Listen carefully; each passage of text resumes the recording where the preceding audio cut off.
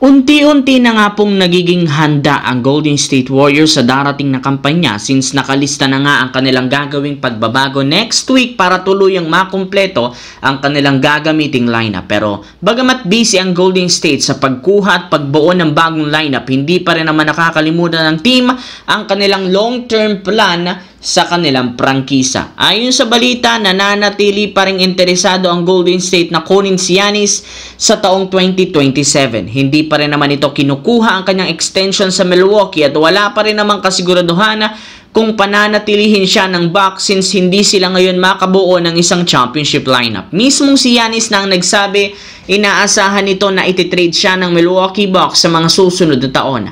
At kapag nangyari yan, dyan na muli kukunin ng Golden State ang kanilang intensyon na mapapirma ito sa taong 2027. Naniniwala ang team na si Giannis lamang ang nag-iisang superstar na pinakanababagay katandem si Stephen Curry. Samantala, handa na ang lahat ng player ng Los Angeles Lakers sa kanilang media day sa susunod na araw dahil ito ang hudyat na magsisimula na ang training camp at bagong kampanya. At isa sa mga aabangan dito ang mga bagong player na sina DeAndre Ayton, Marcus Smart at si Jake LaRavia na lahat nakuha nila sa free agency. Nakasama na rin naman ng tatlong ito sa practice at sa tatlo, si Jake LaRavia ang pinaka-umaangat at pinaka-napapansin ngayon sa workout. May ilang mga insiders sa loob ng Lakers ang nagsabi, napakaganda ng pinapakita nito. Naikumpara pa nga siya sa dating player ng team na si Alex Caruso dahil pareho nga silang isang 3-and-D player na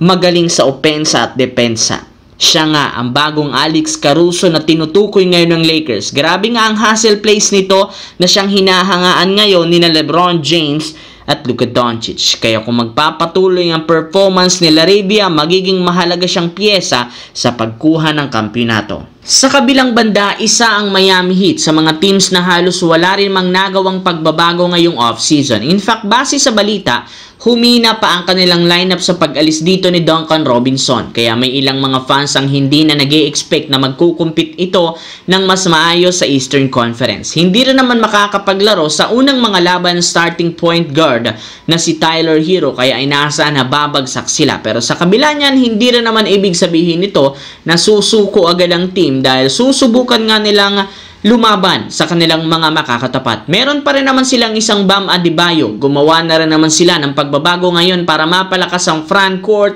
sa pagkuha sa dating big man na si Precious Achiuwa. Nagkaroon rin naman ito ng magandang performance sa team noon at inaasahan na magkakaroon muli ito ng malaking pagbabago sa kanyang pagbabalik. Sa ngayon, sina Bam Adebayo at syempre ilan sa mga role player ang hahawakan ni Coach Erik Spoelstra para mapaabante ang Miami Heat.